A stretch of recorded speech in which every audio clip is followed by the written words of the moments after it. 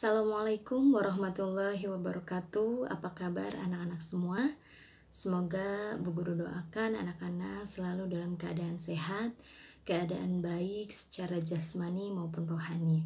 Alhamdulillah, pada kali ini kita akan membahas tematik kelas 5, yaitu kita akan membahas tematik 6 atau 5F, subtema 1, 2, dan 3 fokus pada mata pembelajaran IPS. Dan judul kita pada hari ini yaitu pengaruh interaksi manusia dengan lingkungan. Kompetensi dasar yang akan kita tempuh pada hari ini menganalisis bentuk-bentuk interaksi manusia dengan lingkungan dan pengaruhnya terhadap pembangunan sosial budaya dan ekonomi masyarakat Indonesia. Dan tujuan pada pembelajaran kali ini yaitu anak-anak semua, siswa-siswi, Bu Guru semua mampu menganalisis bentuk-bentuk interaksi manusia dengan lingkungan dan pengaruhnya terhadap pembangunan sosial budaya dan ekonomi masyarakat Indonesia. Sebelum kita mulai belajar, mari kita bersama-sama mengucapkan lafaz al-basmalah. Bismillahirrahmanirrahim. Sudah siap semua? Ayo silahkan persiapkan alat tulisnya dan mulai fokus pada pembelajaran kita hari ini. Dan Bu Guru akan memulai untuk yang pertama yaitu pengaruh interaksi manusia dengan lingkungan.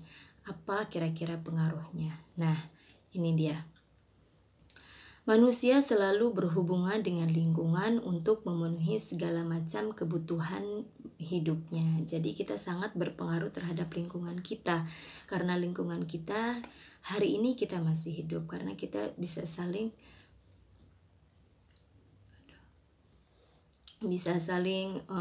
membutuhkan gitu. Selanjutnya kenapa pengaruh interaksi manusia dengan lingkungan, apa pengaruhnya? Yang kedua yaitu manusia juga menyesuaikan diri terhadap lingkungannya agar dapat bertahan hidup. Dan selanjutnya adalah salah satu caranya yaitu dengan mempelajari peristiwa alam yang ada di lingkungannya. Itu pokok-pokok bahasan kita pada hari ini. Dan selanjutnya Bu Guru akan mengupas satu-satu, yaitu apa sih contohnya pengaruh interaksi manusia dengan lingkungan. Nah, contohnya yaitu ada dalam buku, silahkan dibaca. Petani garam harus menyesuaikan waktu pembuatan garam dengan musim kemarau agar hasil garamnya dapat berhasil dengan baik. Jadi sesuai dengan cuaca, dengan alam ya. Jadi itu adalah pengaruh interaksi manusia dengan lingkungan. Kalau lingkungannya tidak mendukung kita untuk menjemur garam, otomatis pekerjaan si petani ini tidak akan berhasil. Makanya sangat mempengaruhi interaksi manusia itu dengan lingkungannya. Salah satunya tadi dengan pekerjaan si petani garam itu. Dan selanjutnya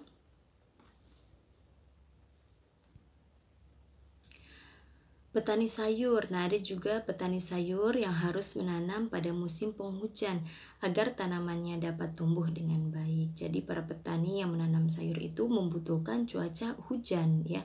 Jika lingkungan tidak mendukung, maka situasi itu tidak akan berpengaruh baik terhadap pertumbuhan tanamannya. Pengaruh interaksi manusia dengan lingkungan yang lainnya itu adalah manusia juga harus berinteraksi dengan lingkungan sekitarnya supaya dapat memenuhi kebutuhan hidupnya. Manusia memanfaatkan sumber daya alam di lingkungan tempat tinggalnya sebagai pekerjaan atau mata pencaharian. Nah, salah satunya tadi contohnya si petani garam dan si petani yang menanam sayur. Nah, itu sangat mempengaruh ya, sangat berpengaruh terhadap mata pencahariannya, yaitu untuk memenuhi kebutuhan hidupnya dengan lingkungan, terhadap lingkungan pengaruhnya. Nah, selanjutnya adalah masyarakat yang tinggal di daratan rendah memanfaatkan lahan di sekitarnya untuk menanam padi, sayur-sayuran maupun buah-buahan untuk memenuhi kebutuhannya.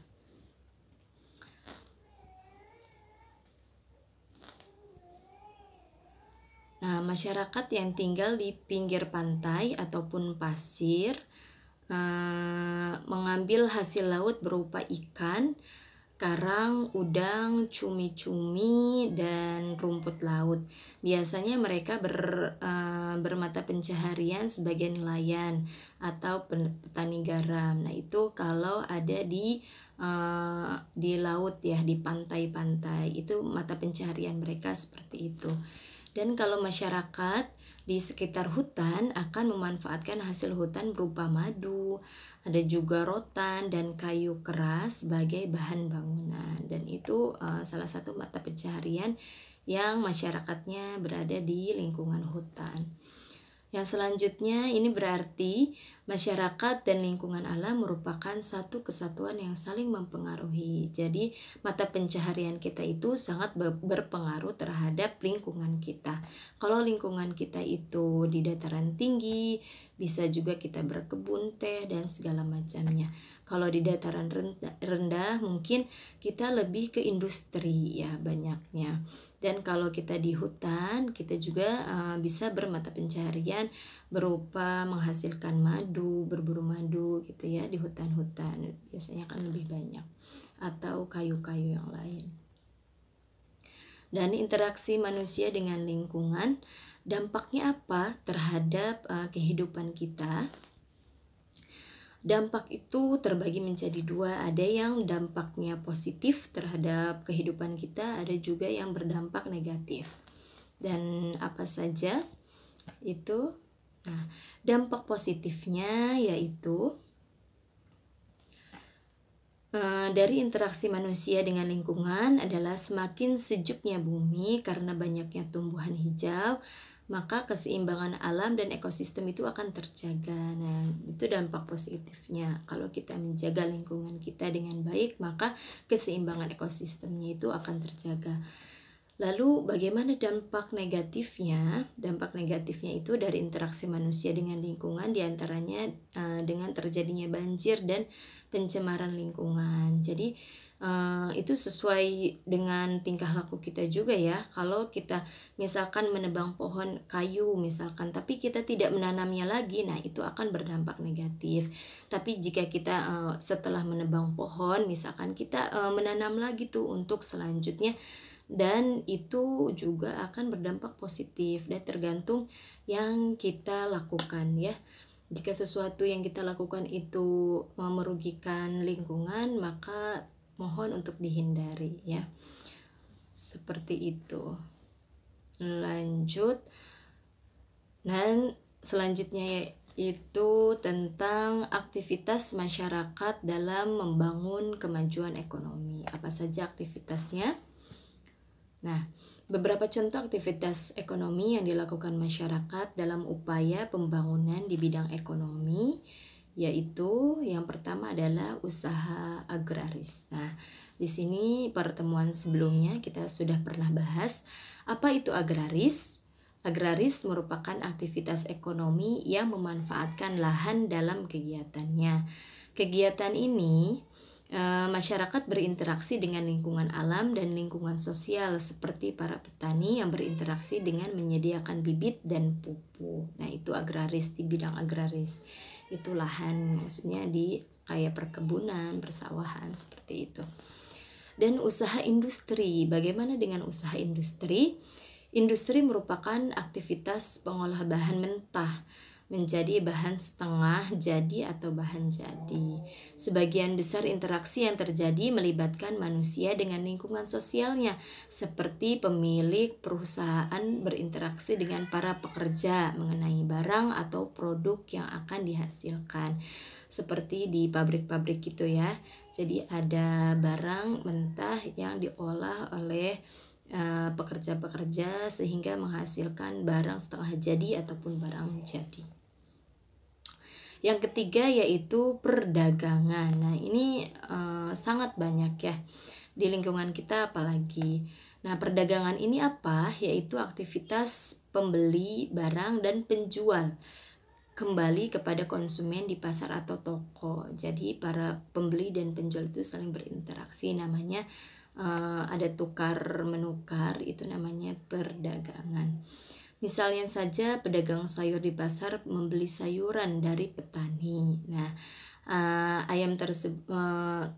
lalu sayuran tersebut dijual kembali ke konsumen di pasar. Saat para pedagang menjual barangnya kepada pembeli, terjadilah interaksi sosial. Maksudnya di sini sayur ya, bukan ayam. Dan ini ketika penjual itu sudah membeli di petani dan dia akan menjual kembali di pasar, nah itu ada juga interaksi antara penjual dan pembeli, namanya perdagangan. Nah, pembangunan ekonomi dan sosial budaya di Indonesia itu bagaimana? Kemajuan ekonomi menjadi salah satu tujuan pembangunan yang menunjukkan kesejahteraan masyarakat. Jadi kemajuan ekonomi itu sangat mempengaruhi ya untuk tujuan pembangunan yang menunjukkan kesejahteraan masyarakat. Ketika ekonomi masyarakat di sekitar kita sudah baik, maka pembangunan ekonominya pun akan lebih baik lagi. Dan pembangunan ekonomi dan sosial budaya sangat penting bagi kemajuan suatu bangsa. Salah satu faktor yang mempengaruhi interaksi tersebut adalah adanya interaksi antar individu, kelompok, dan kehidupan sosial lainnya.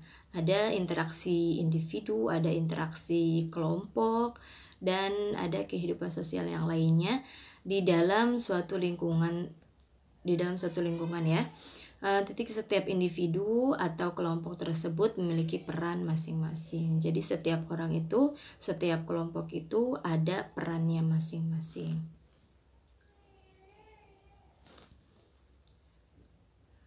Nah, lalu kegiatan ekonomi masyarakat di dataran rendah itu seperti apa ya?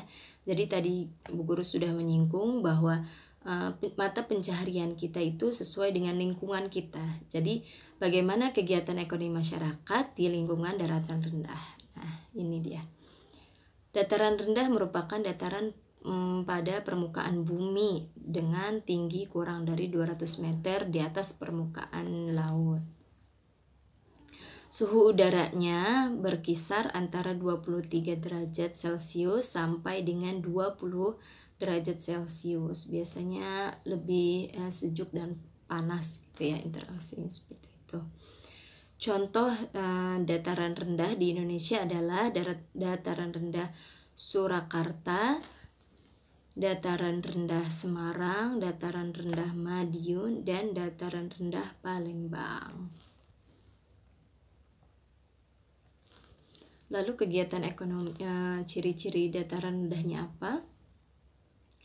Nah, tanah relatif datar dan memiliki ketinggian kurang dari 200 meter di atas permukaan bumi, permukaan laut, Dan selanjutnya lokasi daratan rendah biasanya di sekitar pantai. Nah, itu biasanya yang di sekitar pantai itu berdataran rendah.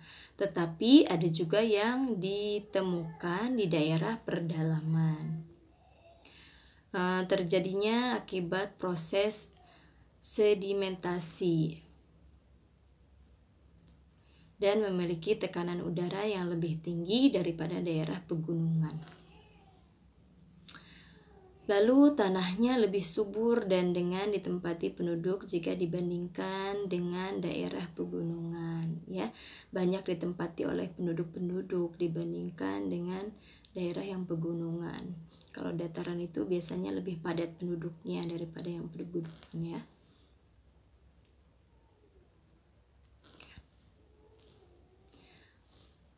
Selanjutnya kegiatan ekonomi dataran tinggi. Nah, tadi kegiatan ekonomi di dataran rendah.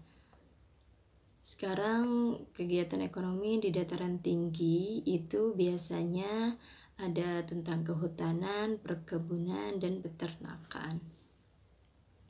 Selain itu, potensi wisata dan tempat peristirahatan juga cocok dikembangkan di dataran tinggi. Hal ini dikarenakan dataran tinggi berhawa sejuk dan bersih udaranya dengan curah hujan yang cukup. Jadi biasanya di dataran tinggi itu ada tempat-tempat pariwisata. Nah, itu bisa juga mengikuti kegiatan ekonomi di masyarakat dataran tinggi itu. Lalu kegiatan ekonomi yang dapat dilakukan di dataran tinggi, yang pertama, baik kita lanjut. Yang pertama adalah perkebunan.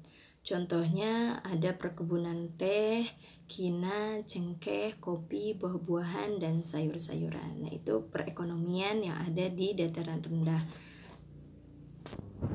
Dataran tinggi, maaf.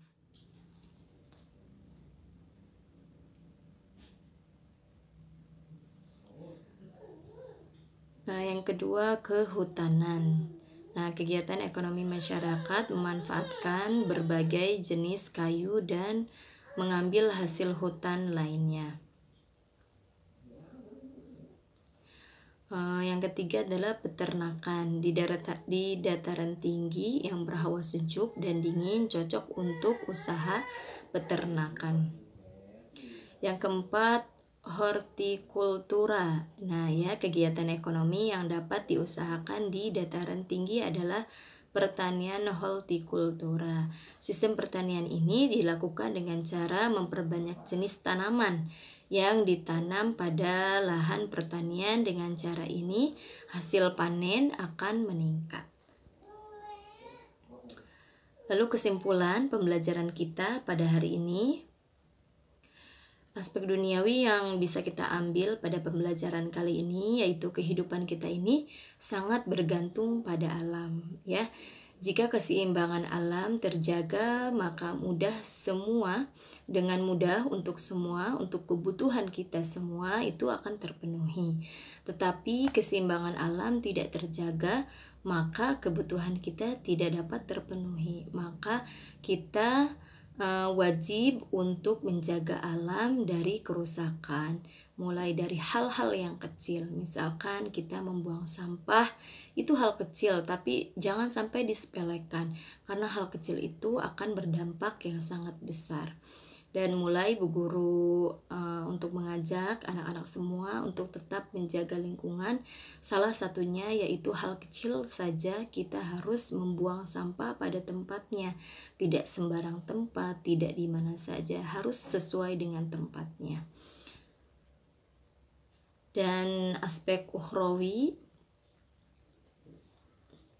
yang kita bahas pada kali ini yaitu sabda Rasulullah Shallallahu Alaihi Wasallam, bersemangatlah melakukan hal yang bermanfaat untukmu dan meminta tolonglah kepada Allah serta janganlah engkau malas.